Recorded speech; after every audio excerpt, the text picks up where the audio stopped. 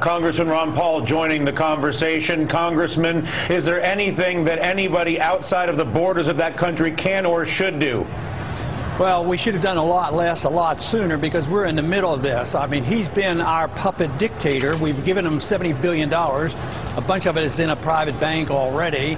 But we build his army. We sell him the weapons. We give him the weapons because we give him the money. So we're in the middle of it.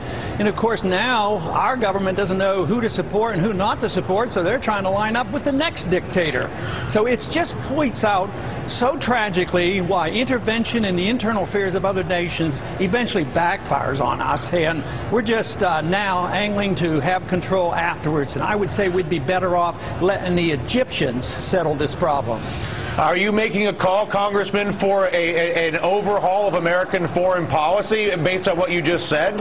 Absolutely, and I've been doing it for a good many years. I believe in the constitutional foreign policy of the founders that advocated non-intervention, which means that we start bringing our troops home as soon as possible, and we bring our money home, too. It's going to happen if we have a bankruptcy. The Soviet system collapsed, not for military reasons, but for financial reasons. So this is indication that we wasted our $70 billion. Even the so-called stability that it bought for a while, it leads to these kind of very, very dangerous situations. And I do believe that tomorrow is going to be, if not sooner, a very wild and violent day in Egypt. Fawaz, your thoughts on the American congressman's observations? Well, the reality is that at the end of the day, I hope that we learn the lessons from the Tunisian and Egyptian case. I'm saying we Americans, the American foreign policy community. At the end of the day, the Middle East has been a dismal failure, a disaster for American foreign policy. But also at the end of the day, Egyptians are determining their future, as you'll see. The United States has very limited options at this particular moment.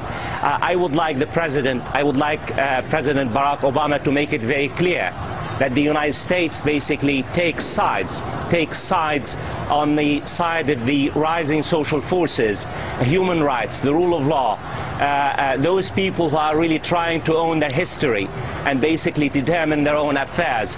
But I think in the next few days, the United States must think very clearly about what its response will be if and when the army intervenes to suppress the protesters. What tomorrow might be a bloodbath if the protesters try to march to the presidential palace.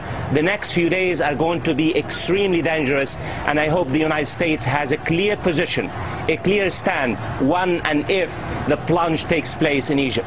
Ron Paul, Ronald Reagan famous both in 1982 with Poland and 1989 with the Berlin Wall for doing precisely what Fawaz just described, getting behind the pro-democracy forces, demanding the tearing down of the wall. Do you believe the United States should get behind that crowd?